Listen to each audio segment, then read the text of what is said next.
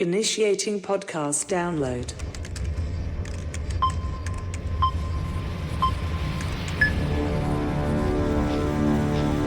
Prepare yourself.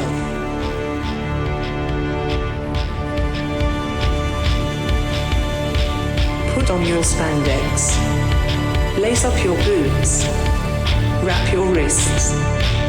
Hide your razor blade. Head to gorilla position.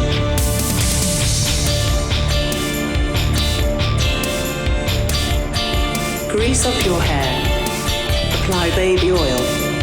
Okay, apply more baby oil. Get into gimmick. Keep your ears open and your mouth shut. Have fun and be safe out there, brother. Welcome to I'm on Wrestling. Now your host, Gregory Iron. Hello again, everyone. Welcome to another edition of Iron on Wrestling with Gregory Iron. I'm your host, Gregory Iron. This is episode 243. Ooh-wee. Oh, God. Wait, no, is it back? Pardon the interruption. Oh, God, it's just you. It's not the raccoon. Jesus it's Aaron Bauer. Christ. Oh, God. No, they don't even know. They don't even know what's happening in our world, Aaron. It's been a wild, well, for you, past several hours, but for me, 72 hours. Oh, my God. I think it started Friday.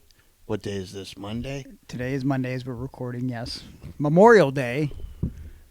My house was taken over. Mm-hmm. An invasion. Oh, man. A poison. Oh, no. A lethal injection of raccoons Yeah. invaded my home. But you didn't kill anything, and you did not create this, as far as I'm aware. No killing and no creations. Okay. So, but So let's go back in time 1 week ago. Yeah. So after I record the podcast on Monday nights, I end up sleeping over Aaron's house. We usually cuddle, but I went away to a separate room for the evening, and throughout the night I heard periodic scratching, which I was like, that's weird. But I had heard that there was a big critter in your backyard last week. Was it a raccoon? Or did we confirm that? Remember, we looked down the backyard. You're like, "What's that?" Oh no, that was what do you call those things? They come out and they like a praying, not a praying mantis. Definitely not a praying. Praying mantis is an insect. This was like a badger or something. Okay. So, anyways, I hear like slight scratching, and I don't really think much of it. But then I got up in the morning. And I was getting ready to go, wash my face, brush my teeth. I went in the room and grabbed my clothes, and I hear from the corner of the room, I just hear a...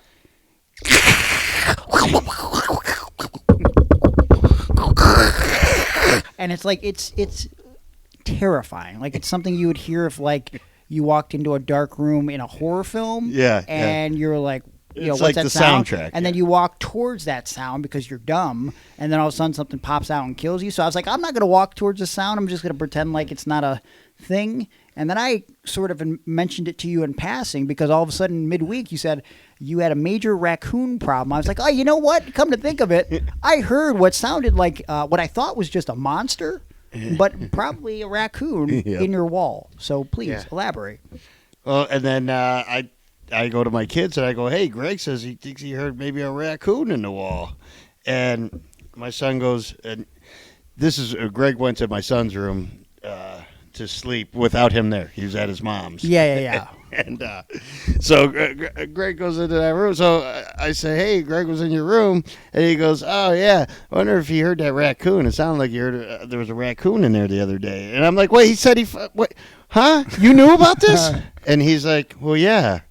And I said, nobody said nothing to me? So then I go to tell my youngest son.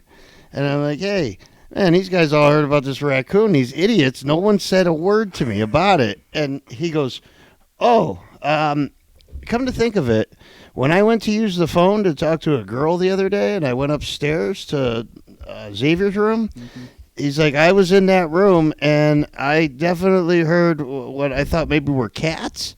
But I guess probably they were raccoons. Yeah. in the wall.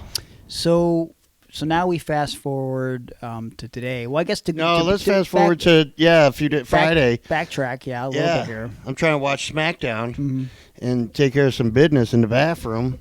And what kind of business? Number 1, number 2, or well, it was SmackDown and Austin Theory was on. you had to crack one out? Yeah. Okay.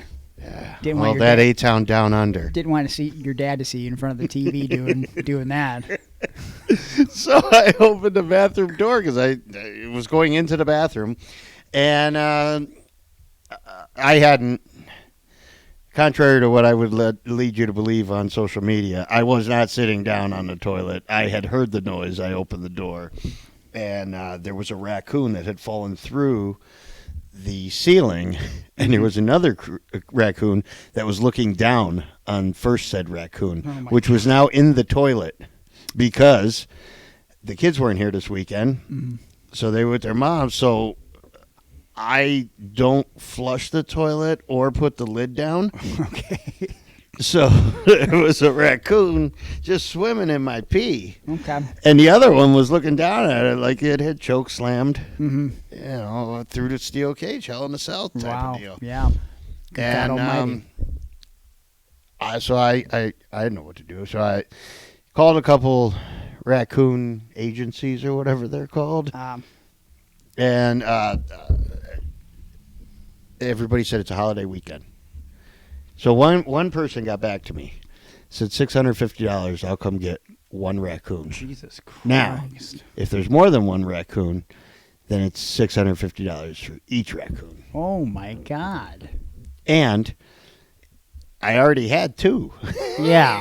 So I was like, man, I can't do this. So I was going to just go in and get it. Well, wait, and here's the thing: they know they got you because, it's not one of those things where it's like $650. I'll just live with this. You can't. Right. You need someone to get this thing out of here. Sleep. Yeah. You can't go take a piss or a shit. I couldn't shower. You're just worried that you walk You know around the things corner. I like to do in the shower, and that's not good for a raccoon to be spying on me. No. I get performance anxiety. Okay. Yeah. Think about that next time you shower. I don't want to. Okay. So, no, I don't know. So, my dad hears something because he lives upstairs. So we meet, and he goes, okay, well, here, take this leaf blower. And I got a baseball bat. I'm like, well, what am I going to do with the leaf blower? Yep. I'm going to put the leaf blower in the bathroom and then scare it, and then it's going to attack me, or one of its friends are going to attack me because you don't know where they're at. You can't tell where they're hiding or anything. So it was like, well, we can't do that. And I reached out to a guy that comes every summer to help with I think I have a yellow jacket nest every summer. And he comes and takes care of that because he's a bee guy. He's a beekeeper. He told me one day he was thinking about just getting all pests. So I said, hey, you still thinking about that idea? Can you do this for me? And Chris is like, yeah, dude, I'll come over. I'll check it out. So he comes over, and he's got all the proper tools. He's got cages to trap them in. And he's got a place to take animals that a farm out in Tiffin, Ohio, that he takes them to, a couple hours away. But he likes animals living, so that's why he does it. Well, that's nice. And I didn't care if they lived or died. Right. Because they were in there while I'm trying to poop. Yeah, they're torturing your existence. Yeah. So he comes over, and the next morning he had come over, and he trapped the first 2 that had fallen through. They were in the toilet. He grabbed, scooped them out, put them in one of them bins, like a storage bin. And he put 2 in that one, and then he said, call me if you hear anything else. Well, we kept hearing stuff, and more. And then today, right before you got here, there was one. I heard him loud, and he was looking at me right through that hole. So literally, I get a screen cap from you, and it's the hole in your ceiling. The same hole that you had sent me previously. Obviously, that hole had not changed. But I looked closely at it, and in the hole is now glowing eyes and a face, and I'm looking at it, and I'm staring pretty intently, and I'm like, okay, so typical Aaron. he photoshopped a photo of a raccoon with glowing eyes. I want to make sure that people know this. That's not typical Aaron, because I would have to have a program or something, or have you fix that for me. Yeah, and you didn't. But I'm thinking like this guy's Thought it really looked trying like a bad Photoshop. He's trying to sell this story for Yeah. me, okay? And so then when I get here, you send me the video clip from the screen cap, and I'm like, okay, he didn't fake this. I mean, AI is getting pretty good, but so yeah, it's you opening the door, which we're gonna post on the YouTube. So make sure you subscribe to YouTube at Iron and Wrestling. You open the door slowly and zoom in, and just the thing's not moving, but it's staring directly at you into your soul. Yep. It's through me. Terrifying. Oh, it's scary. You know, you go into that room to use the bathroom. Yeah. But usually, you know, it's on your time. Yeah. That wasn't on my time. As No. soon as I saw that thing, you know, what happened to Billy Madison?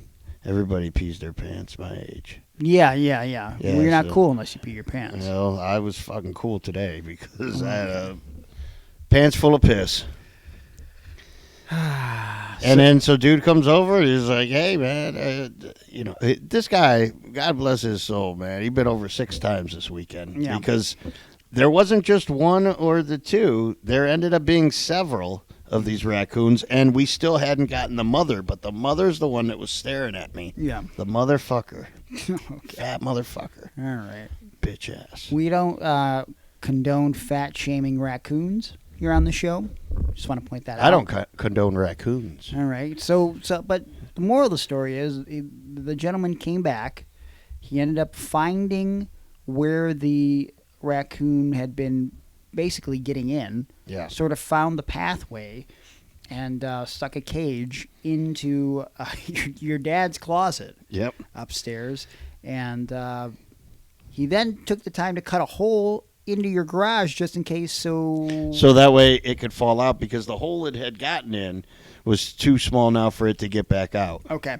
And so, you know, we didn't think, you know, we were just going to have to carry on this podcast with a little in the background periodically. But within minutes, all of a sudden there was a big thud Yeah. and some scurrying around and trying to fumble about. And as it turned out, we had to call dude back Yeah. because He was here. the raccoon ended up falling right into the cage pretty instantly. All it took was a little bit of peanut butter. Yep. Peanut butter and a prune. Yeah. The power of the prune. Yes. And so thankfully the raccoon is gone. Everybody is okay, including The the raccoon got some poon. It did. And now it's going to go off to some farmland and not infiltrate your house any longer. No, and the thing wasn't even vicious when he got it. Now, I've gotten raccoons before when there was only 1 or 2, because I live near the forest. Yeah. So we get critters. Mm-hmm. So I've gotten raccoons before, but usually they're mean. Yeah. So angry. This one was very docile and cool when he got it. Yeah. I thought it was going to reach out, because they got little arms, but they can reach far, and they got long claws. Mm-hmm. So I think I was bleeding. I showed you earlier. We Yeah. got on video. I don't know if it was from that, but I did bleed at some point. It was not today. for you. The raccoon did not touch you. Yeah, I was on my period. Yeah. So we're all good there. But, you know, that's quite the adventurous weekend for you. But, you know, I had an adventurous weekend myself, which I'll talk about in a second. But, of course, today, not only are we going to talk about this adventurous weekend that we both respectively had, but we're also going to take your questions, first and foremost, from Patreon and our Discord. Patreon.com/Iron You get priority if you're over there, starting at $3. You get all the bonus content, the bonus audio, a buttload of it, bonus video at the $5 level, which will be showing you an extended video of the raccoon escapades over at the $5 level. $9 gets you involved in picking bonus podcast subjects, but also the Zoom chat / StreamYard chat that we do once a month. I'm trying StreamYard now because it actually... A, I don't have to pay for it. B, it doesn't cut me off after 40 minutes. So $9, that's the preferred tier for members of Patreon. Then you go up in the tiers. You can do $25 where you get something in the mail from Howard Animal Steel every 3 months, and we're sending something out next month. Or you can go up to $29, just $4 more, and you can be involved in recording a bonus podcast subject with us on the show. And I'll be doing that probably before I go to Germany in June, because I'm going to Germany on vacation for a couple weeks, and pretty pumped about that. But I want to make sure you guys are getting your content and enjoying the extra stuff that we're doing on Patreon. So make sure you check out the Patreon, patreon.com/Iron Wrestling. Subscribe to the YouTube channel. Subscribe to the podcast on iTunes, Spotify, or wherever you download podcasts. Leave us a 5-star review. It creates visibility for the podcast. And look for us on social media as well, at Iron on Wrestling. So with all that out of the way, first thing that happened once I posted some photos on Patreon and then later onto the Instagram, Eric from Patreon responded with, do we get a Hell Frozen Over shirt for Gregory Iron and his return to AIW? And I said, well, I didn't return, first of all. I showed up to the show. It wasn't like a... Reports were that you were backstage at the show. So what had happened was, okay, as it turns out, someone near and dear to my heart was retiring from the professional wrestling business. That being Josh Prohibition. After 25 years of professional wrestling, which I believe was officially last month, he decided that he was going to hang up the boots, no longer compete in the 20x20 squared circle, or in most cases on the indies 16x16, but they vary in size. But he was calling it quits. And so initially, when I had read this, it's one of those things where you don't want to believe it, because it's like, Josh is only like 43 or whatever. And Gargano ended up texting me, and he's like, is Josh really retiring? I said, I don't know. And so I had to send Josh a text, and I asked him, is this for real? Because if it's not, I have no interest in coming to AIW, but if it is, I want to be there. He said it's for real, and he said he just wanted to go on his own terms, and even though he's getting older, he feels like he's the best he's ever been as a wrestler, but the margin for error increases with age, and he's got other stuff that he needs to worry about now. He's been a teacher for a long time. He's got his 2 daughters and his wife, and he wants to be able to do stuff with them. And, like I said, most importantly, he wanted to go out on his own terms. And so I thought to myself, you know what? Josh did a lot for me when I was a kid. If not for him, I often say that I probably wouldn't be a pro wrestler, but you know what? I probably would be a pro wrestler, but I'd be the worst one. Yeah. I'd be like a piece of shit that was blackballed from every important company. I probably wouldn't have left the city of Cleveland, and I would just be a legend in my own mind. But Josh stopped that from happening when he called me out of my bullshit as a young man and basically told me, you don't have to tell people what you're going to do. Just shut the fuck up and do these things. And that's when stuff started to change for me. And you know what?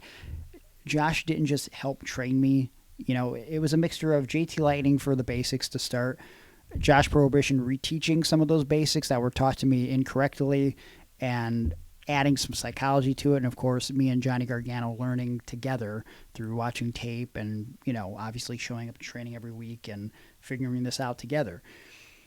Josh also gave me real life advice that was incredibly important. And there was a period of time where we were working out together. Every weekend we would meet up and we would work out at the Fitworks by his house in Lakewood at the time.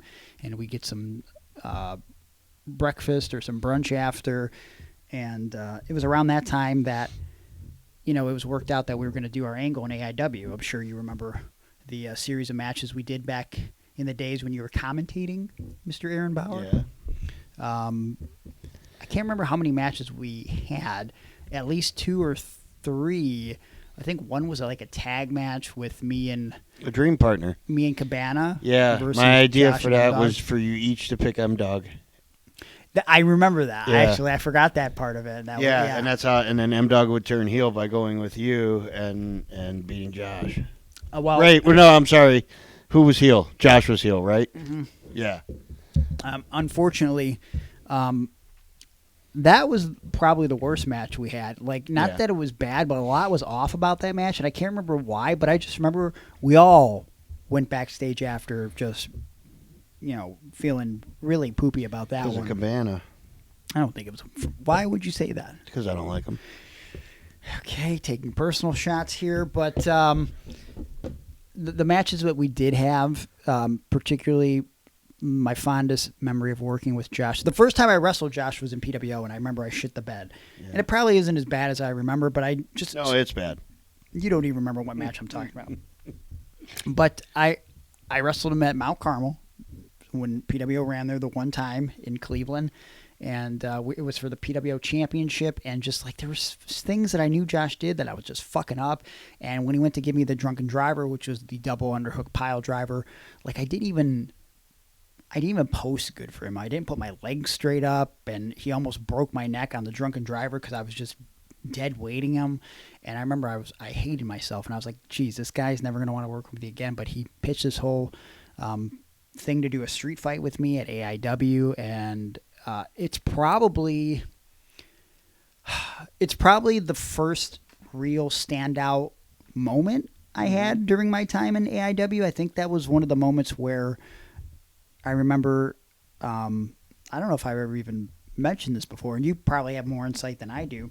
This is around the same time where before it was the J-Lit tournament, it was the Todd Pettengill tournament. And I can't remember if the street fight is before or after, but I remember Thorne pulling me aside and about him and the guys in the meeting having discussions that they wanted to push me pretty hard because they had a feeling that 2011 was going to be my year. Yeah. And they wanted to get on the bandwagon now. And I think that was because of the Chikara stuff I did at the end of the prior year. So I guess they saw that like maybe this guy's going to be doing more super indie stuff and he's traveling more. And do you remember any of those conversations? That by was chance? right before I got in the office on a daily. Okay. So, but I know that there was you were in the mix for always being top. I told you at one point they were going to put every belt on you. You and Veda. That was a real thing. You were going to be the whatever their world champion's called, and then she was going to be the intense champion, and you guys were both going to be the tag champs. Yeah, I think even at the time I was like, that is a horrible idea. Don't do that. But the thing was that you were getting it. You and Veda both, and the characters were strong, and we like people like that, and never a problem to go and find you guys for promos, things like that. You took it seriously. We like doing those things Yeah. because we knew that, especially we're still in the infancy of YouTube, and we know that that's a great way to get exposure. Because honestly, like, look how hard it is to get views on a YouTube video now. Mm-hmm. Like, you could post a standard YouTube video from like the AIW page, for example, and maybe it gets 100, 200 clicks. But back then, it was pretty easy, and it doesn't seem like much more in retrospect, but like a couple thousand views on a video because YouTube is still growing, and like people want to find this wrestling content. People are trying to, in the business, navigate how to upload that content, what type of content people want to see. And we just knew that was a way to further our characters because, listen, me and Vader are not the greatest wrestlers. So like we needed to compensate somehow. So we wanted that extra time. And so if no one else was going to take advantage of it, we sure were. So, but to go back to the street fight and just the thing that sticks out to me about that match is beforehand, Sabu and Facade were right after us, and I'm pretty sure I told this story before, but I'll tell it again. Josh walked up to me, and the one thing he for sure wanted to get in this match, he said, Greg, back in XPW, about 2002, Sabu borrowed $50 off me for an 8-ball of crack. Yep. He's never paid me back, so here's what's going to happen. Sabu's either going to give me my $50 sometime today, or I'm going to steal his spot and I'm going to throw a chair at your head during the match. I said, whatever you want to do. I'm down. And we stole Sabu's spot. Yeah, Sabu wasn't giving Josh $50. Right. So, and so then, of course, we walked through the curtain, and Facade was very upset. He said, "Why'd you guys do that?" I was like, "I don't know. That's what Josh called, man." And sure, leave him out to dry. I just whatever. And yeah, He gave me the drunken driver through the 4 chairs, which at the time was terrifying. But, Yeah. Josh is a pro, and he's done that hundreds of times.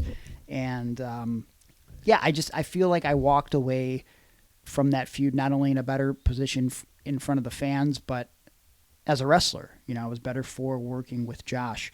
And, throughout the years, we would still shoot the shit at shows and whatever. I think one of the last times we actually wrestled, he gave me the Tracy Smothers back fist, and he accidentally hit me too hard, and he busted my mouth. Like, it exploded during the match. I think it was like an impromptu situation where I was in street clothes, so it looked like I wasn't going to wrestle him, and then I started jumping him, and then I slid off my shorts, and I had tights underneath and on, and he gave me the back fist, and I think because of that, my front teeth to this day are loose, because the one time I went to the doctor, the dentist rather, they're like, your like 2 front teeth are just like awkwardly loose for a person of your age. And I said, oh yeah, I get punched in the face. But I thought back to that moment with Josh, and he was so upset that he had done that, because he's never really hurt anybody like that. And I was like, it's no big deal, dude. But so with him retiring at AIW, I knew I had to be there, and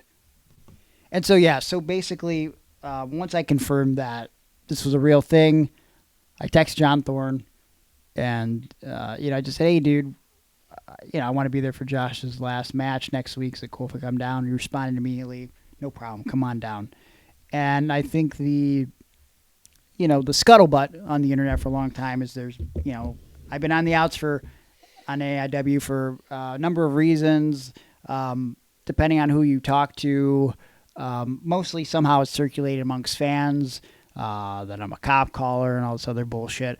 But one dude got pissed at you, and he was a friend. I don't know. Some fan. I mean, he attacked me on social media about. Yeah. Greg called the cops on my favorite wrestling federation. Yeah. Dudes he doesn't even know, like, really in real life. Yeah. And a situation he has no idea about. That's a fucking mark, yo. So, whatever the case was, it was blown out of proportion. It was never anything like that, and some of it was just straight up exaggerated and made up, and whoever made that up, it's whatever, but that's the information that's out there. But, me and Thorne never had a problem communicating over the years. Like, a couple years back, I don't even know if I had this discussion with you, when you were, like, going through your shit, and, like, you were, like, really depressed and stuff. Me and Thorne called me about you. Do you know this? Okay, so this is in the last couple years. Like, he texted me and was inquiring to see if you were okay. And then I think I called him, actually, and we talked on the phone for like a half hour, 45 minutes, because he just wanted to make sure. I can't remember if like you were just texting. I think you like sent out some text messages to people. Does that sound right? Who knows? I think, and if you're not comfortable with me talking about this, whatever. But like, whatever. Yeah, I'm not gonna talk about it like in depth then. But like, I think you've sent out some texts of concern. Yes. And so we talked for about a half hour about you and shit that had happened or whatever. And even at that time, a couple years ago, everything was fine. I've seen Thorne multiple occasions since then. He's seen me, he's seen the 440 guys. We've all gone out of our way to say hi, shake each other's hands, whatever the fuck. But I guess there's just been this underlying animosity. And maybe that's whatever's there is just being drummed up by whatever small circle of fans just know that it's a thing, right? Well, and here's the thing. Neither of you guys did anything to really dispel.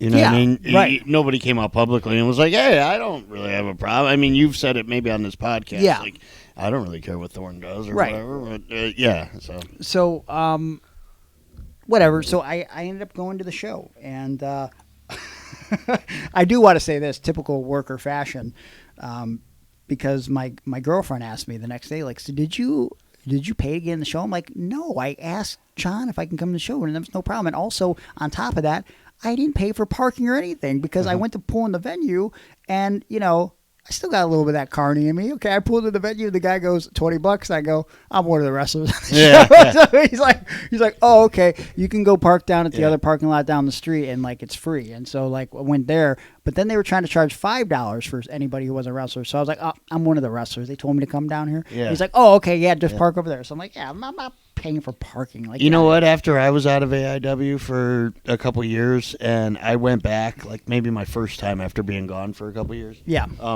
I took my son to see. It was MJF versus Penta.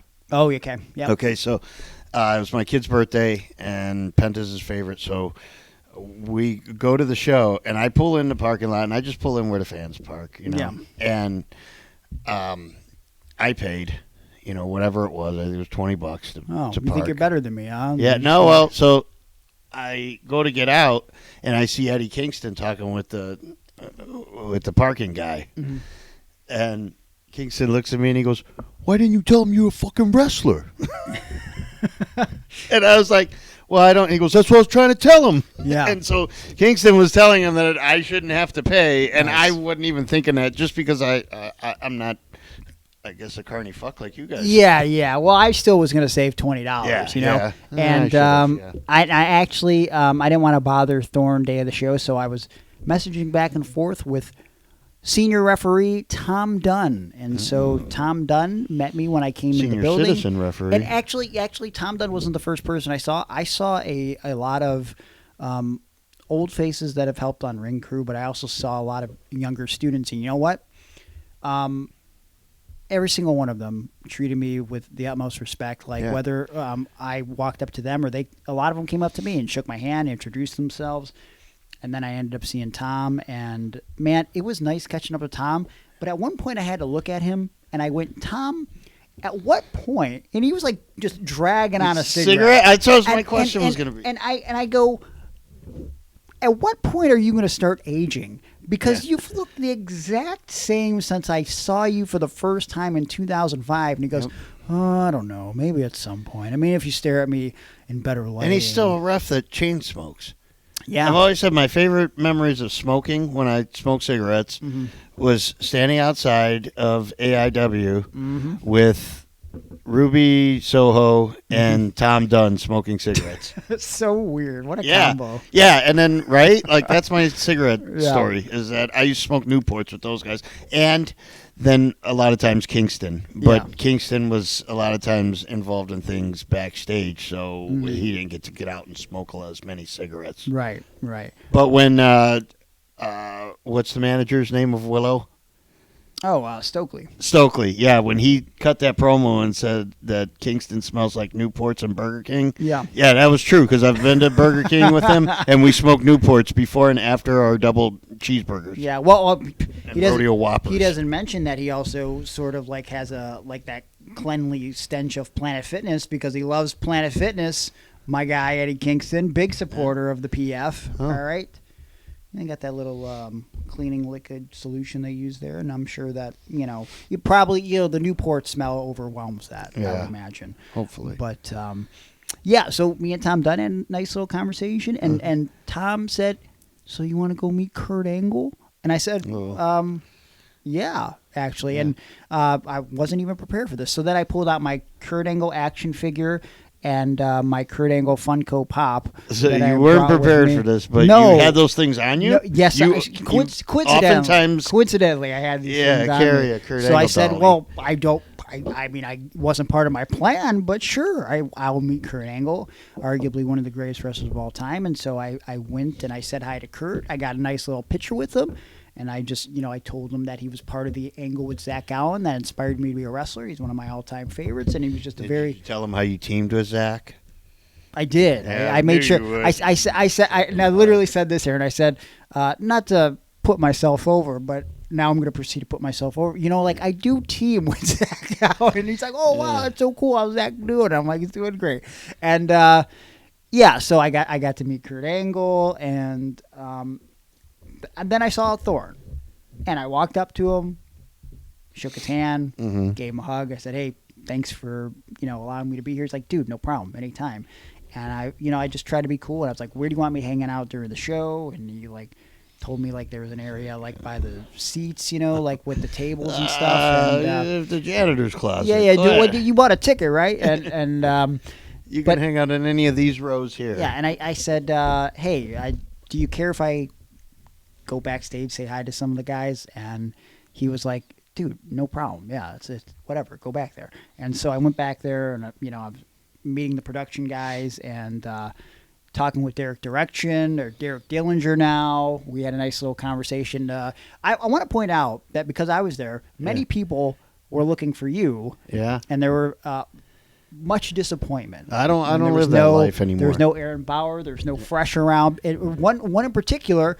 Your old friend John McChesney was there. What? And he was looking for you because he said, hey, Richard Weed refereed like the first M-Dog and Josh match, and he had to be here for the last match. Yeah. So, yeah, he came all the way from Erie, PA. Well, I booked the best angle that they ever had. So. Did you? Yeah. That was my idea, that when the part-time wrestler thing where M-Dog got pissed at Josh.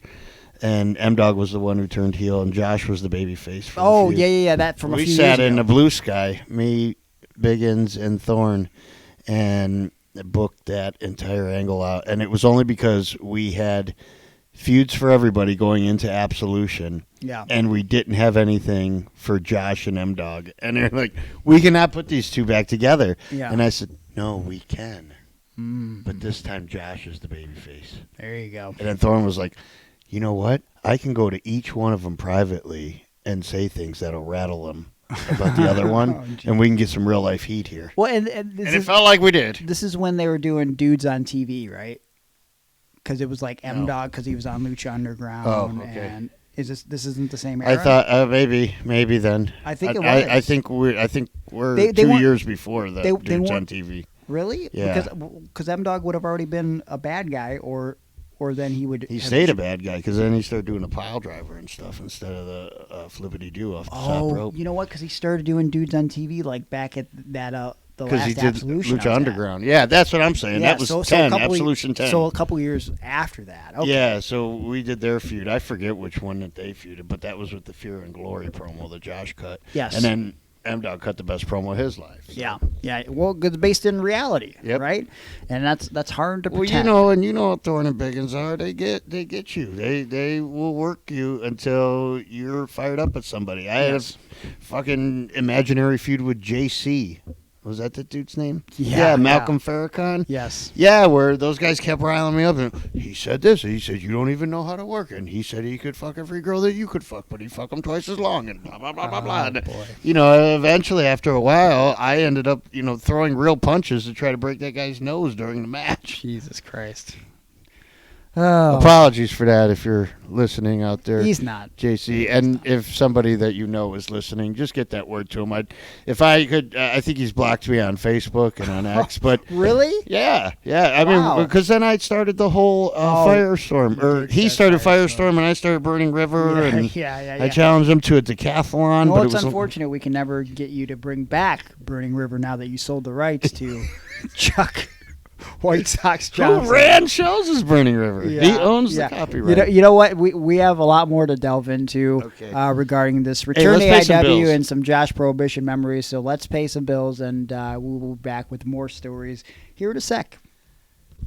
I've been on my fitness journey for quite a while now, but do you think there's any leprechauns out there that need to maybe get started on a fitness journey? Yeah, that son of a bitch Swoggle. Never could stand him. Oh, well, I wasn't. Oh, are we doing a bit? I was hoping you would do your terrible leprechaun impression. You haven't done it. Oh, no. I am the Hornswoggle. Wait, that's not how. I am a leprechaun. Okay, so here we are again with an impression of Mike Myers' leprechaun in Wayne's World, not an actual leprechaun, but okay. Anyways, hey, you want to get bigger? Not in height, but like in width. In ween size? I'm sorry. Are you Aaron or are you a leprechaun? In my wiener?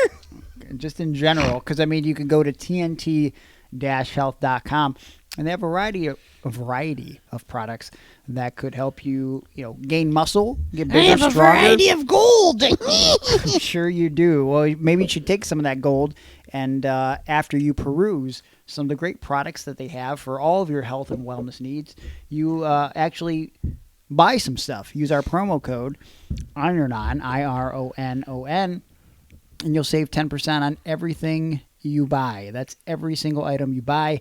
And the great thing about TNT-health.com is that Mike over at TNT Health is with you every step of the way, and he's not trying to sell you supplements. He's trying to sell you results. He wants you to invest in things, just a couple things to start off to where you can get started on your fitness journey, or you can get your fitness journey a little bit of a boost, rejuvenate the things that you've been doing in the gym, like I've been doing over the past couple years by using their creatine and their glutamine, things that I weren't using that I should have been using for my post-workout, my pre-workout, the vegan protein that they offer over there. I mean, it's all good stuff. And, I don't know about the leprechaun, but Aaron, a lot of things over at TNT Health have changed your life for the better. Well, as a leprechaun, which I am definitely a scary, mean leprechaun that has taken over for Aaron. Okay. I like the YK11. Why are you becoming like some cartoon character that I can't name right now? I don't know. There was just a raccoon here. Yeah. Well, you sound like a mixture of a raccoon and a leprechaun for sure. But you out there in podcast land just sound like yourself. And honestly, Mike doesn't. You can need to become hear- your best self. He doesn't want to hear your voice. He doesn't need to hear your voice. But yeah, you can become your best self if you buy and invest your money in yourself and some of the good products at TNT-health.com right now, because it's about your health today, not tomorrow. But you know what you shouldn't wait another day for? That's purchasing some sort of commissioned artwork from our good buddy. You mean Juan of the Ortiz? His name is Juan. Of the Ortiz. First name Juan, last name Ortiz. Why are you adding of the? Because That's his middle name. No. That's his proper name. This is government. His company is Of the Dead Designs. I think that's where you get confused. I am not confused. If there's anything I'm not confused about, it's about that Juan is of the Ortiz and he's of the Dead Designs. Of the Dead Designs has been printing championship things for people for a long time. Leprechauns. You know what? I got an idea. Oh, boy. Okay. There's two clouds. Mm-hmm. One has a leprechaun on it. Okay. One has a raccoon. Oh, God. Yes. And the one says, Come on over to my cloud. and the raccoon goes, I was going to watch Aaron piss and jack off, but I'll just come over to your fucking cloud. And then the And then- raccoon viciously attacks the leprechaun. no, he fucks him. They make love. Okay. Wait, we can't do this. No. What? No. We can't. There's got to be something out there about, illegalities with leprechaun and raccoon lovemaking. We just can't do that. And So they're not making love on a cloud. okay. They, So what's happening exactly? Why are you asking Juan to make this? why wouldn't I? Juan can do anything. And I'm here to prove it. He can, but he also has like a family. What if his daughter sees this drawing and he has to explain this drawing that a man commissioned from him? He wants his leprechaun. No, I think I want the raccoon as the pitcher and the leprechaun as the catcher. Listen, you could get anything designed from Juan within reason, and you can get it done for your merch. If you want to sell some merch, if you have if you're a wrestler, I don't know, he's made a lot of prominent merch for a lot of prominent wrestlers. If you're in a band, if you're having a bake sale or something, if you want to get some signage made by Juan Ortiz, if you just want to make a nice piece of art for a friend, family member, loved one, a fiend, Oh, is there a QR code? No, but even if you have a dope fiend that and you like here's a picture of dope, so maybe you can look at that instead of smoking dope. Juan can get that done for you, and guess what? His prices are affordable, and they get even more affordable when you contact Juan and follow him over at his new Instagram, Of the Dead Designs. You mention Iron on Wrestling, and he's going to save you $10 on your first design. $10? Wowee. Look at you saving all that money. Oh, there could be a design where there's a $5 bill on each cloud. Oh. 2 clouds, 2 $5 bills. 2 alpacas? That's the $10 that you're saving. 2 alpacas. 2 mustaches. And, well, yeah, 2 alpacas for 2 mustaches and 2 $5 bills. And they would definitely be sniffing those mustaches as long as you have the money ready. Or you could just give the money to Juan and have him do another design, and then he'll save you another $10. I don't know what you want to do with your time or your money, but I think you should invest it in Juan Ortiz and Of the Dead Designs. He's been doing this for almost 20 years. So what are you waiting for? Contact Juan right now. Find out about his great rates and save yourself $10 extra. Just go to Of the Dead Designs on Instagram, facebook.com/ofthedeaddesigns, or go to his website, ofthedead.weebly.com, because Of the Dead Designs is bringing your artwork to life. Don't forget your breakfast sauce. What? He's bringing your breakfast sauce to life? I don't understand what's happening. Can we talk about the rest of this AIW experience? Yeah. All right, so I don't know. I went out of my way in the back to not only meet some of the new folks and talk to some old faces like Derek Dillinger and John McChesney, a kid that I've known for a long while, Jordy. He's a little person who's been struggling with some problems and in a wheelchair over the years. But you know what? I can't even say that they're problems because he's made the best of it. And I met him as a fan years ago, and now he's been doing commentating down at the Nightmare Factory, and he's a close personal friend of John McChesney. John's been helping him a lot over the years. I've seen a lot of familiar faces, but I also went out of my way to maybe put some of that water under the bridge with some people that might not have been particularly crazy for me, because I might have went out of my way to say how I felt about them in those moments. And sometimes you just have to be, I don't know. When you're angry about things, I feel like I'm figuring this out as I'm getting older, even though I've heard older people say it all the time. Sometimes you just got to experience it yourself, right? When you walk around angry about shit, you're only hurting yourself. And so it was kind of nice to pull people aside like Brian Carson, who's done commentary there for AIW, or Dominic Guarini, who we've had some, personal issues, and just kind of, say that let bygones be bygones. And honestly, half the shit that we might have been angry at each other for, I don't even remember what happened, to be honest. So that's how important it was. You can go back in the archives and listen, find out. Maybe it's maybe it's also the aging and the brain damage. Who knows? But I don't know. I felt a lot better than I would have thought being back there, and maybe it was the atmosphere with the crowd and everything. I liked the venue.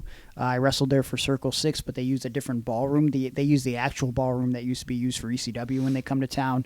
The production was very good.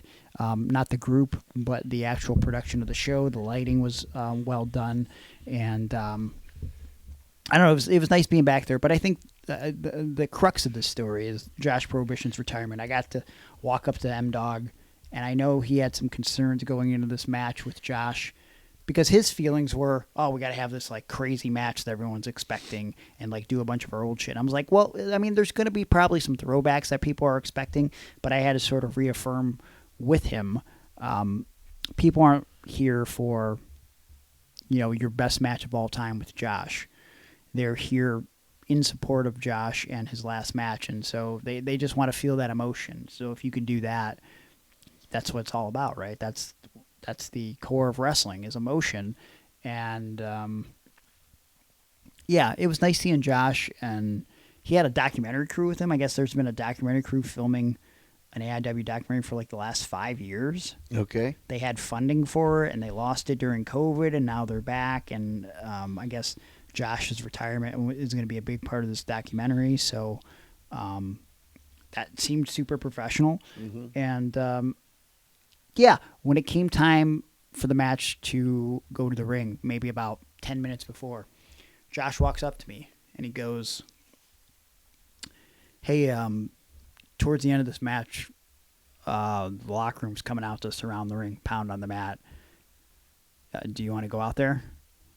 And I said, "I mean, I will, but is John cool with that?" And he said, "It's cool with me." And he just walked away. And I was like, "Okay, well, I'm gonna go walk up to John Thorne." Yeah. I don't want to fucking create an issue. And so I walked right up to Thorne and I was like, "Hey, man, Frobo walked up to me and wanted me to go out to the ring and, be out there for the whole ending of the match. Is that cool?" He's like, "Absolutely no problem. Go out there, have fun." And so I was like, "Cool." And so, I mean, Josh and M-Dog pulled out a bunch of their old stuff. If you've ever watched any of the old M-Dog Josh backyard wrestling stuff, XPW stuff, any of their old school stuff, you'll see a lot of familiar moments. At one point, there was a back-to-back cutter that was hit by M-Dog, and the locker room poured out around the ring. I was with Colin Delaney, who I haven't seen in a minute, and I was right next to him, right in not a front row seat, but beyond the front row to witness what was happening. And I'm glad that spot was there and I could be a part of it because I wanted to feel the emotion in the moment, and there was no better place than to be right underneath everything, up close and personal. And I didn't know what the finish was going to be. And so me and Colin were legitimately biting on a lot of the falsies, which was cool. And at one point, M-Dog and Josh did their old school, like M-Dog did the old grab the feet, grab the ankles while he jumps off the top rope through the table, which he hasn't done that in forever. And leading into the finish, Josh essentially was like, end this war now, while Matt had a chair in his hand and Matt cracked him in the head. One more concussion for the road, I guess. And M-Dog went up to the top rope, shooting star press, and Josh put his knees up, which I wasn't expecting. I was like, oh, shit. Rolled them up, 1, 2, big kick out. And, me and Colin both legitimately jumped up, and we, looked at each other. And then we almost missed the finish, which was, something – I missed whatever it was before, but then a cutter from M-Dog into the actual finish, 1, 2, 3. And who won? Matt. Yeah. Matt won. And I saw them both talking to each other as they laid there. And what a selfish prick. What's that? Matt. Yeah. I have to go over or I won't wrestle. I think that's what he did. Yeah. I there was a... I already held up Thorne for an extra $40 or something. Yeah. It was getting pretty... it was getting absolutely intense, if I do say so myself.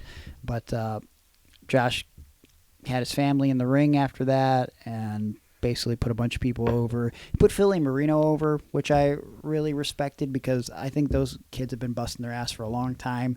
And an endorsement from one of the all-time greats, in my opinion, Josh Prohibition, is pretty cool. And he put over M-Dog for the road as the best and most well-traveled wrestler of all time, which I don't know if you can argue that. I mean, he's wrestled in places that the majority of people will never wrestle, guys that or even visit. Yes, I mean, it's insane. And and listen, I've told Matt personally, and I'm going to say it on this podcast, dude is doing himself a disservice by not creating some sort of fucking picture book or something, or getting with someone to help him put something together to put out there that I don't think it gets publicized enough other than him posting on social media that he's the most well-traveled wrestler ever. Of all time. Yeah, I think... And it sounds like that's just his tagline or something when he comes out to the ring. But no, that's a real thing. Although, a little thing about Matt was, I bring this up a lot, but we were doing a prison show, and Matt had turned to me and he goes, from now on, all I ever want to do is wrestle prison shows and WWE. Yeah. And that's it. Yeah. He's like, because that's the only two places that really get the reaction I'm looking for. Sure. But he was everywhere else. Yeah. And also 15 years ago, when Josh Prohibition was retiring that time, and he and I had a conversation, just the two of us, backstage at AIW. Why do we keep coming back to this? What's wrong with us? Yeah. You know, we don't socialize with any of these people. Our own families, they don't come to the shows and watch us. It's not like we're trying to make our families proud, Nat. You know, it's very rare that they come out to a show or even care about wrestling. But here's why we do it. I told you a little bit before we started recording, and I mean, you know why. I don't have to tell you. It's the feeling, man. Yeah. Like, even I made sure to tell Thorne and a couple other people that I was talking to, like, it's not about, I'm not saying the things to you right now that I'm saying because I'm looking for a booking or a job or whatever. I'm saying it because I'm just trying to be genuine and I legitimately want to put things behind us. But watching that crowd, seeing how well the production was and everything, I was like, you know, there was a part of me that was like, you know, what if, right?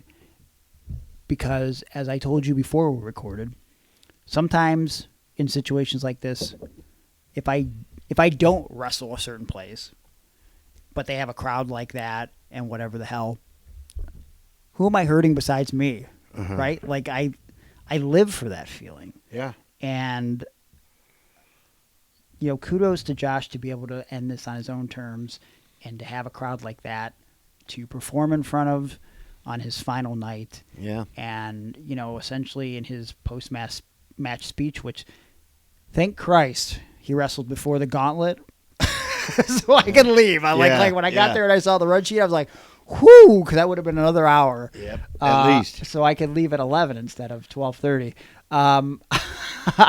He said, you know, in the grand scheme of things, my career will be, you know, a speck. But for a 4-year-old kid who dreamt of doing this, you know, I'm glad that I got all these opportunities and got to perform with people that I, you know, watched on TV and blah, blah, blah. And it was really beautiful. And I was happy to be a tiny, tiny part of it. And, you know, Josh told me before I left that he loves me and he wants me to come over sometime so he can cook me whatever I want and we can just sit on his deck. And it's getting to this point, Aaron. Tell old war stories was the term that he used. So I was like, Jesus Christ, this is where we're at. And so, yeah, I said my goodbyes to everybody. I went home. I paid $0 for parking. And overall, it was a good experience. I can't stop thinking about this. Earlier, I did an impression of Eddie Kingston when I was pulling in the driveway there. How bad was that? It wasn't your worst impression. Okay. You've done worse impressions just on this episode. Yeah. Yeah. So, so just go back in Here's time. Here's a good one, though. Me, Greg, me do impression, too. Josh love me. Eat food at house. Hey, you got to admit, my impression earlier during when the mics were off, me doing an impression of Austin crying on that Stone Cold's last match. I popped myself. I didn't plan that one yet. If you guys didn't see it, the Stone Cold's last match, which I will be ribbing him about this. You know, he began crying. He held back, but he was starting to tear up and get emotional when Vince told him that he was going to be in the main for WrestleMania 38. And I started laughing out loud because I'm like, "Are you kidding me, Steve? Like, you didn't realize?" He's like, he called me on the phone and he said, "Do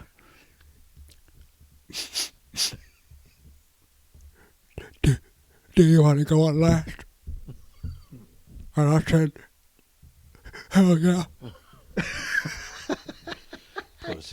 And I was like, as if there was going to be, Steve, we're wondering if you could do the pre-show. Like, come on, dude. And then I was watching it. I heard they were doing a documentary about AIW, and Josh Prohibition's last match was going to be a big part of it. So we were in the car, and I was filming Josh, and I said, they put you at the end there, and just like you always dreamed. And he said, "No, John Thornton.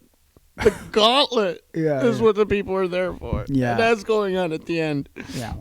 And I said, "Well, Josh, you're a bitch. Your name should have been Josh Prohibition." I would imagine that he had tears of joy that he didn't have to go on after the gauntlet. Yeah, that's a long time. Get me out there. I would like to open the show. Yeah. Hey, it was real quick too. It was nice seeing Ethan Page. Haven't seen him in a fat minute, as the kids say. Julian. Yeah, Ethan Page, and he seems like he's in good spirits. Is he going to be okay? I think so. He's in the best shape I've ever seen him in. Really? He looks like he just, I mean, you could see it on TV, but it just seems like he's taller. So I don't know. He just looks like a star. He wears these like the Jeffrey Dahmer glasses that everybody wears now, but like he looks cool in them and not like he's gonna eat and murder someone. Mm-hmm. He's awesome, man. I was talking to him a little bit. He said his family's doing well, and So give us the dirt. There's no dirt. No. No. Didn't he just leave a major company? What What was he doing during the brawl in and brawl out? I don't know those things because you know what? Sometimes I saw him in that backstage when Tony Khan almost got murdered by CM Punk.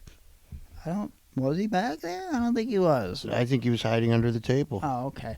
Well, we didn't talk about any of that. Sometimes friends just don't talk about their job and they just talk about friendship stuff. Oh, okay. Huh. I thought you got all kinds of dirty details. Can't say that I did, but I will say this. We got to take some questions from the good folks on Patreon and Discord, and if we have time, maybe we'll take a couple social media questions. What do you say, pal? I say that's great. Okay, let's do it. First question comes from patreon.com/IronWrestling from Double J. He says, for Greg and Aaron, what is the worst/weirdest ring you've ever set up/worked in? For me personally, right off the top of my head, I can tell you that it was some ring that I worked for a guy named Don West, not Don West from TNA, another guy who ran shows in West Virginia. I was in an 8-man tag. I teamed with Bobby Shields and I can't remember who else. Maybe Jock Sampson. Jock Sampson might have been on the other team, but that wouldn't make sense because we were heels. I was a heel for no reason. We teamed against some baby faces and Shane Douglas. And the ring was so bad that I remember as we were trying to rile the crowd up, the ring was swaying back and forth to the point where I was afraid. Yeah. And I literally told Bobby Shields, stop shaking the fucking ropes. I think this ring is going to collapse. And then Bobby Shields said, quit being a bitch, Greg. I mean, he's basically, because he kept shaking the ropes, and I'm holding on to the ring post, which I don't know if that was going to help at all. But it felt like it was going to fall apart. It was so it was so dangerous. Literally, I'm holding the ring post with my good arm because I thought it was going to fucking fall apart. It was like if the wind blew too hard, it was it. What about you? The first ring that Rod and I built, that was a rough one. Yeah. Because it wasn't steady. Mm. And then we bought the old WWF ring. Wait, what was the original ring? Why wasn't it steady? What was preventing it from being steady? It was something with the welding. Something wasn't welded right. I can't remember. And Rod did it all himself, correct? No, we took it to, I think it was a crackhead in a junkyard.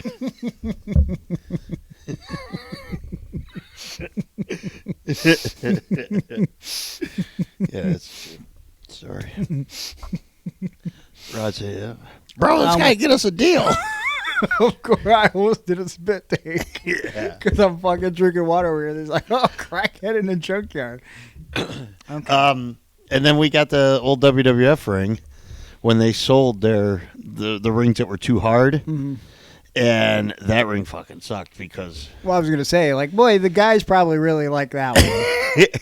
We thought we were looking professional in Major League with a WWF ring. Wait a minute, is this the one that Mick Foley fell on from off the Hell in a Cell? Yeah, they're still Oh, man. Okay, cool. Yeah, but we got a crackhead at a junkyard. He's going to fix up the hole. Yeah, that'll work out. What was the name, Walt? Or... No, William. All right. As a side note, one time, Wally, PWO promoter Wally, used to do some shady stuff, and at one point, he was trying to go under the radar and didn't want anyone to know his name was Walt, so he said he was going to go by his middle name, William, and we had to go to a sponsor, and at one point, I'm trying to tell him something. He's not looking at me, and so the sponsor's standing there. And I go to tell him something, so I go, hey, William. And he's not replying to me. He's looking at something. And I had to tap him on the shoulder. Hey, William. And he look. I had to give him this, the Iggy, like, hey, William, you're William, right? Boy, that's a whole story one day. Mr. Thursday Night, Eric says, Hey, hold on. Let me go back to that William thing, too, real quick. yeah, for sure. Because we did a show after he did his stint. Wherever he was at for a while. He was MIA. And so we come back, and the first show that he's backstage for, I had booked Jessica Havoc Okay. and PWO. And so I'm bringing Jess back there and introducing her, and there's fucking Wally. And I was like, what the fuck is this guy doing here? Like, Yeah. I thought he was done, right? Yeah. So I'm walking with Jessica. He turns, he goes, hey, you didn't introduce me to your friend here. And I go, oh, yeah, this is Jessica Havoc. And I go, this is, and he goes, William, new promoter here. Uh-huh. He was just and I went, huh? Also, and then he he winked. Also, did he not? He knows Jessica Havoc. Yeah. He used to work CAPW in fucking 2006. Yep. Anyways, okay, so Eric says, what's up, Saxman and Iron Lad? What's some of your best Riz lines that you throw down on that certain someone you crushing on? Ooh, I just learned about Rizzy. Yeah, Riz. Yeah, it's when you're hot with the girls. Yeah. Yeah, my kids were just talking about it the other day. Yeah, you got to have that Riz. I'd like to think that I'm quite the Riz cracker, if I do say so myself, because it means I'm a white guy with game. I don't know if the kids are actually saying that, but I just came up with it. I don't have game, actually, because I called myself a Riz cracker. Listen, if you listen to the show, I think you can kind of guess the way that I approach the flirting with the girls, and it's just by being my dorky self. It's like a mixture of morbid humor with my dad jokes, and, a lot of the times that's done in advance on a dating app, and so, like, if you're not feeling that type of humor, we're just not gonna gel, baby girl. Okay, so just keep moving on. All right. So what about you, Aaron? What's your best Riz? And what is it again when you come up on a girl? You're spitting your game. Okay. A lot of times, I like to be talking to a girl. I like to drop something. Okay. Right. I go to pick it up, Mhm. and I go, oh. Feign like I'm, having a little hard time getting up, and I use her leg to prop myself up. Okay, Yeah, put the hand there. I feel like you can't do that. No? No. Okay. Also, I feel like that just seems like you're an old pervert. That just seems like an old pervert move now at this point. It's like, oh, Probably is. Oh, my back. Oh, shit. Let me just grab your leg and your...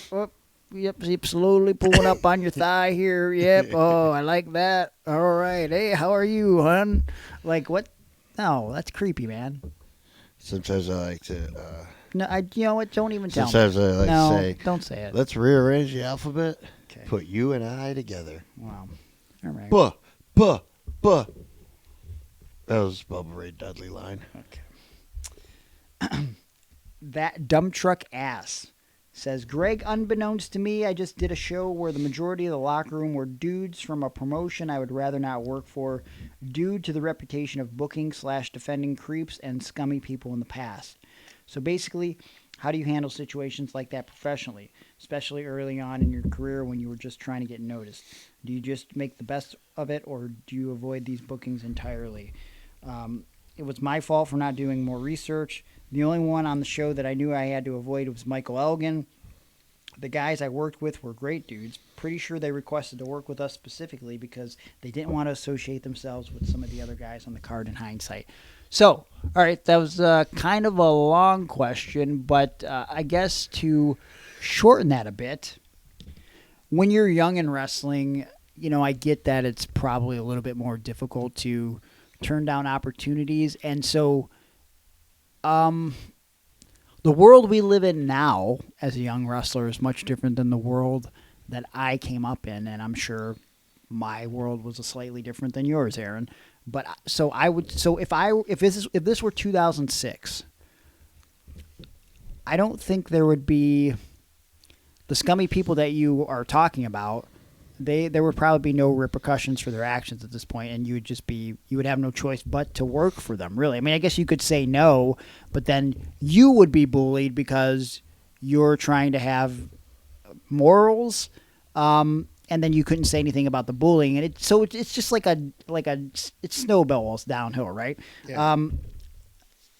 I've noticed in today's world, young guys and gals are quicker to stand up for themselves and reject these bookings.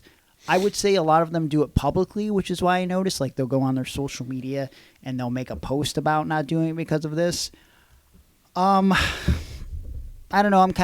I guess it depends on the situation. I wouldn't say you have to publicly make a post unless you're getting a lot of personal attacks for even being associated with the show. Like if you got announced for it, and let's say you withdrew from it and you're not making a big deal about it, and all of a sudden you're being attacked because you were at some point were associated with it, then maybe make a statement about it. But I think the best way to go about it is, listen, if it's something that you feel uncomfortable about being a part of, just don't be a part of it.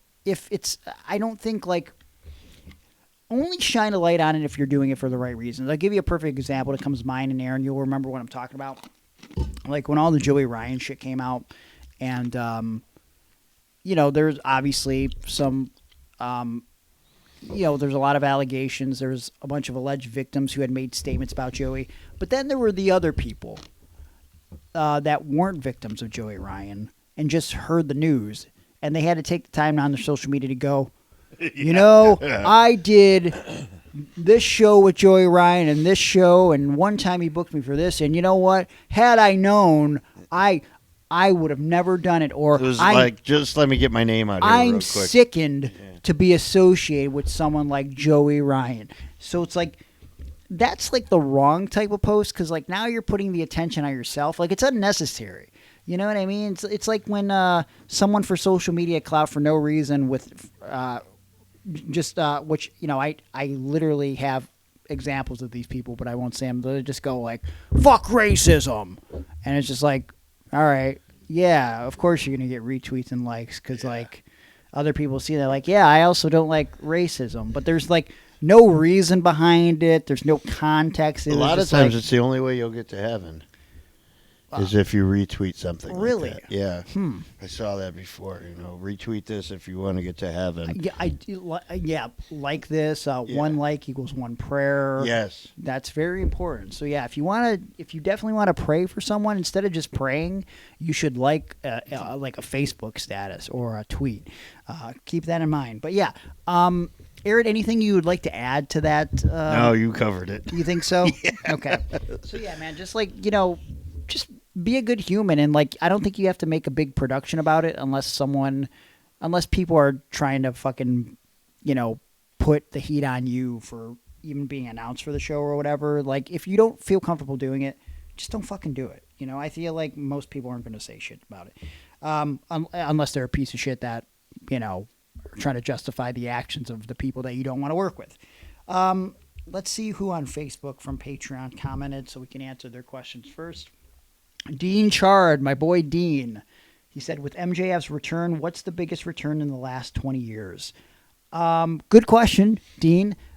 That's hard. So if we say 20 years, obviously we're going to go back to 2004. I would say that I think you could pull out a handful of returns that would be considered probably the biggest. The most recent and biggest, I would say, he gets two. Punk when he came back to AEW and Punk when he came back to WWE. Yeah. I think you could argue one of the biggest and most shocking returns was when Ultimate Warrior got announced for the Hall of Fame and made his appearance on Raw. I think that's one of those things that for a long time you thought that was never going to be a thing that happened. Dude, Rock, when he came back one time, which was a complete surprise, this was maybe 10 years ago. Does that sound about right? Yeah, when he came back to be the guest host and everybody thought it was going to be Justin Bieber or some shit. Yeah. And it was The Rock. I think there's been a couple of The Rock's returns over the years that they kept well under wraps, and it was one of the biggest returns. I feel like I'm missing something that I was thinking about earlier when I saw this question. Can you think of a bigger return than Punk? No. Punk is the top two.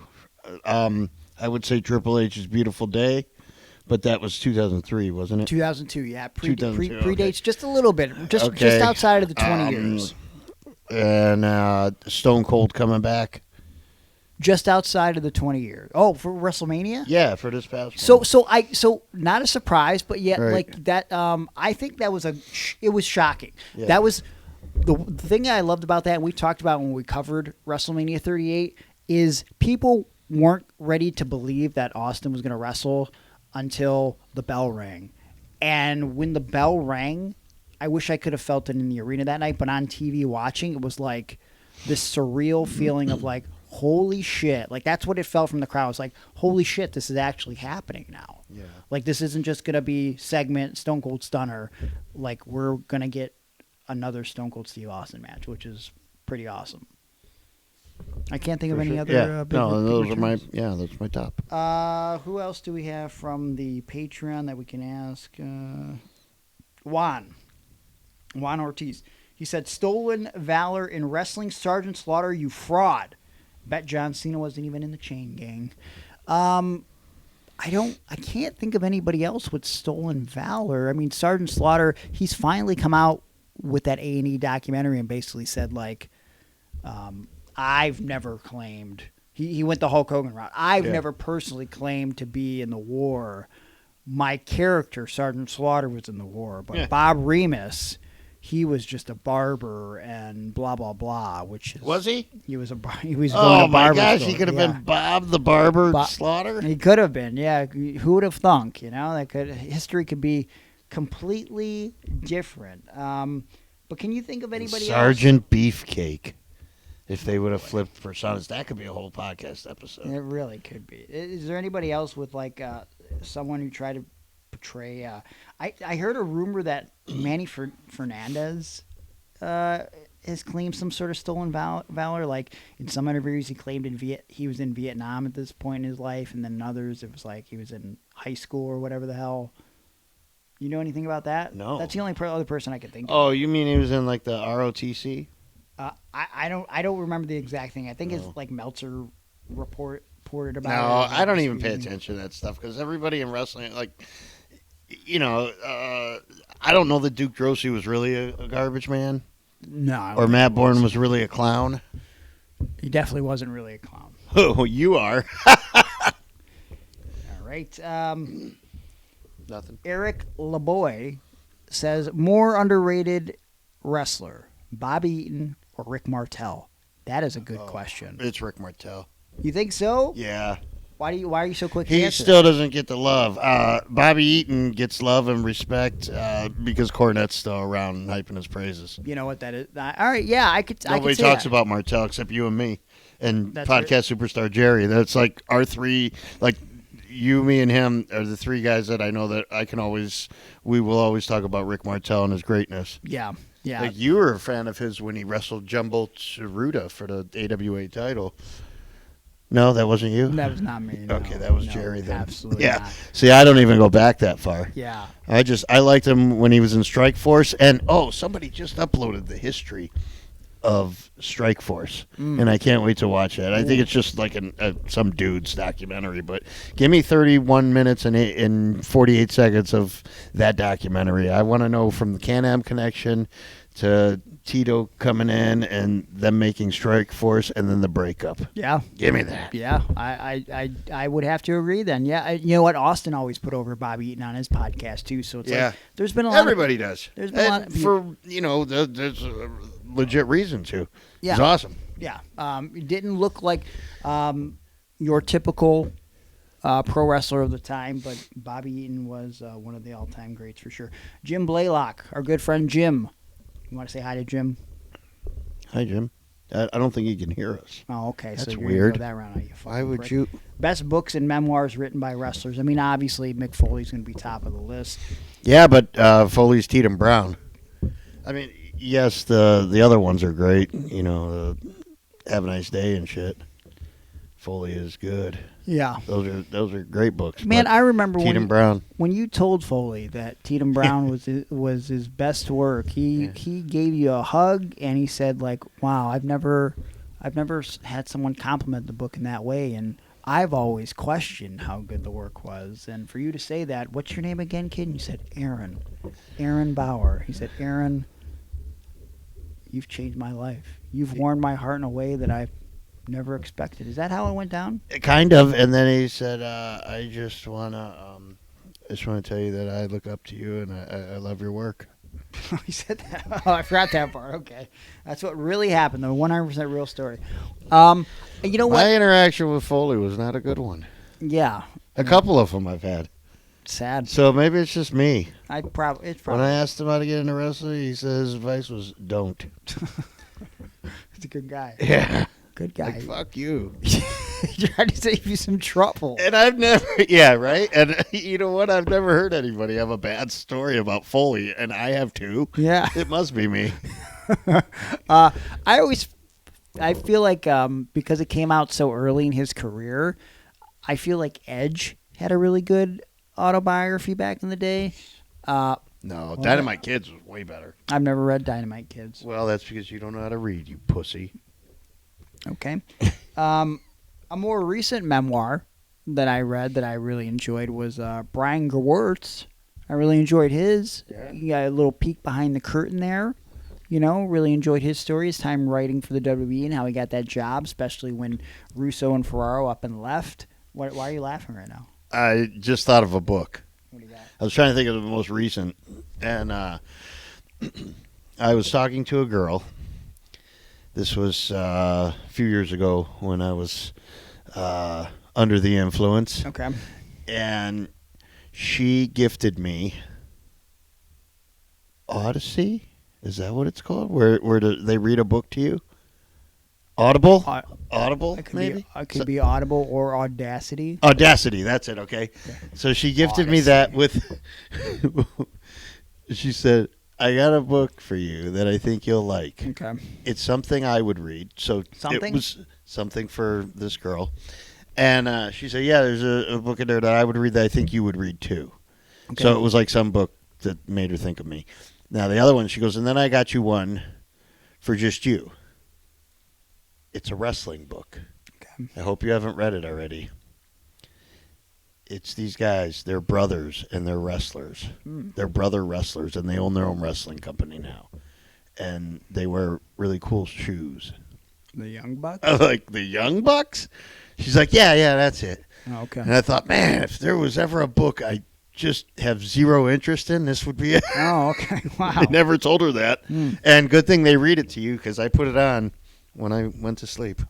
So you didn't... I don't even know. I couldn't tell you. It might start off, once upon a time. Okay, I don't know. So to answer your question for best books and memoirs, Aaron doesn't have an answer for you. Since he gave you a bad one, I'll give you one of the worst ones I ever read. Fabulous Moolah's autobiography, because she keeps I hated kayfabe. Rocks.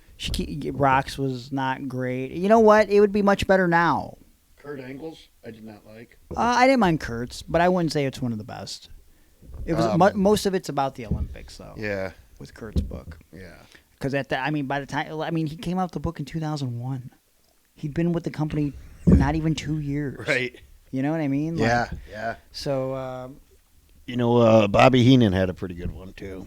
yeah, his was good. The His was first good. one. I don't think I read the second one. Terry Funk's was great back in the day. Yeah, I got it, but Brandon X gifted it to me, and it's wherever he gave it to me at, it's still there. Tim Fairbanks asked, should Bam Bam Bigelow have gotten a title run after his match up with LT? So we tried to kind of rebook King of the Ring 95 last week, so if you didn't listen to it, go back in the archives and check it out. We sort of fantasy booked that it's not LT. Bam Bam should have at some point been in the main event picture in the title hunt. But I don't know if I could have envisioned Bam Bam in that time and WWF being the champion. Like, not even like for a second, because title reigns were still kind of longish at that point. So maybe if we fast forward, like, if he would have been the transition champion, yeah, to Diesel, if it wasn't Backlund, if somehow it was Bigelow and Hart in a feud, and Bigelow went over just for that brief, what was it, 6 days or something until Diesel won the belt? Yeah, I could see that. Yeah, that makes sense. He could have been the guy, and that would have been a reward for him being just a sweet wrestler all this time. And he got some mainstream publicity. Even if Bam Bam would have stuck around a couple years, I could see him being in a position in like '97 or something where he could have been a champion for a cup of coffee, like you know, where Sid had it for like a couple months or something. That could have been a Bam Bam spot. Bam Bam was great as the TV champ. That's what I'm saying. Because I'm ECW, imagining his time in ECW. Yeah. It's like, let's transport him back to the WWF. Because like by '99 when he comes into WCW, he's starting to go downhill. You know what I mean? Like I don't know where he took the turn, but from ECW to WCW real quick, it was like it's not the same Bam Bam. You know? And I wonder if it was the same Bam Bam in ECW, because, you know, those matches were heavily edited for television. For sure. Yeah. And I watched the unedited version of the Battle of the Bam Bams. Yeah. With Terry Gordy, Bam Bam Bigelow. Worst match I've ever seen. Yeah, that's not. You know, and then we're right there before he got his big title run there. Yeah. So. Well, we also have a different Bam Bam Gordy at the time too. Yeah, with all the brain damage and stuff. We did have a few more questions, but I think we're going to wrap it up here. If you didn't get your question asked, if you want to get your question asked for sure, or answered rather, you go to patreon.com/ironwrestling, and we'll make sure to prioritize your questions. We might actually answer a couple of these in the extended bonus episode that we're doing this week, where we talk about King of the Ring and the AEW pay-per-view from this past weekend. Queen was also involved in the Queen of the Ring, so I guess we should point that out.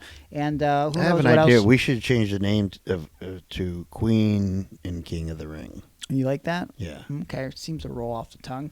But yeah, we're going to review those shows over on the extended version, and maybe some other stuff that happened this past week in wrestling that comes to mind.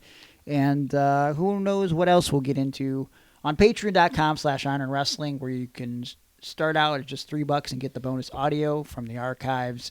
The $5 tier will get you the bonus video, where we'll be showing a little raccoon footage this week from the terror that we had to experience. Hey, if you're subscribed and whatever, you're getting a bonus. $9, you get to pick a bonus podcast subject, which if you're in the $9 tier, please send me your bonus podcast subject so I don't have to chase you down every month. I would appreciate that. It helps me. $9 tier, you get involved in the Zoom chat. We need help. Listen, sometimes I don't know if these guys don't have their alerts turned on sometimes, but it's like I put a post asking for subjects and stuff. I just want to get do nothing. the Greg voice. And then I message people back, and then they finally give me their subjects. So just let me know what you want me to talk about.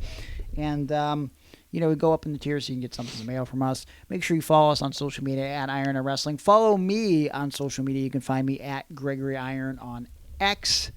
Gregory_Iron on Instagram, Facebook.com/The Handicapped Hero. You can book me for pro wrestling, motivational speaking, or seminars over on my social media accounts. Let me know. We'll work something out. Cameo, you can get a shout out from me. Just search Gregory Iron. I'll say whatever you want to say within reason, as long as you're not trying to make me say something to get me canceled. You know, I'm not like Ron Burgundy. I won't read anything that you put on the teleprompter, but I'll say some ridiculous shit if you want me to. And go to ProWrestlingTees.com/Gregory Iron, where you can get my shirts, Aaron shirts, Rod Destiny shirts, Iron on Wrestling shirts. We got great stuff over there, stuff that we'll never, ever print again, so check it out. Aaron, what would you like to plug? Sexy Tan Feet, that's 2 X's on the Feet Finder. Oh, yeah. How many subscribers you got now? Well, if I look, hold on. Let me pull up the app right now. Okay, it looks like you're playing 0 Pokemon Go while we're podcasting, but okay. So 0. Gotcha. But hopefully that number's climbing. Well, who's going to be his first? You never forget your first, that's for sure. And whoever is his first subscriber on Feet Finder will also get his foot in marriage. Not his hand, his foot. Hey, you'll see me, with my shoed feet podcast. Okay, well, with that being said, that's it until next week. Thanks for joining us once again. And hey, keep something in mind after listening to this show today. You know, listen, I'm still going to be bitter sometimes and rant, but try if you can, if you got some anger in your heart, if you got someone that has wronged you in a way that if you really sit back and think about it, you know, you'll probably fix that situation. Or, you know, maybe you also did something wrong yourself and you just have a hard time admitting to it. Just, you know, talk to people, communicate, and don't be afraid to put yourself out there. Be the bigger person, and let go of some of that hate in your heart. All right?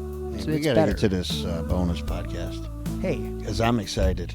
are you? Oh, yeah. All right. I want to review these pay-per-views. Well, he's getting a bone for the bonus, so we're going to head on over that right now. But until next week, thanks for tuning in, and here's a hearty kiss goodbye.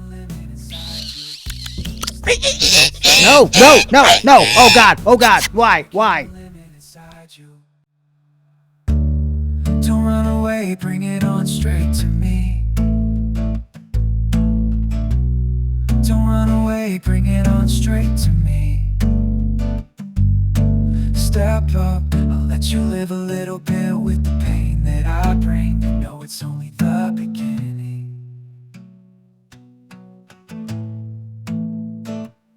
Step up, 'cause you're the next one in line for the kill. You don't believe it, but I'm betting that you will. Step up.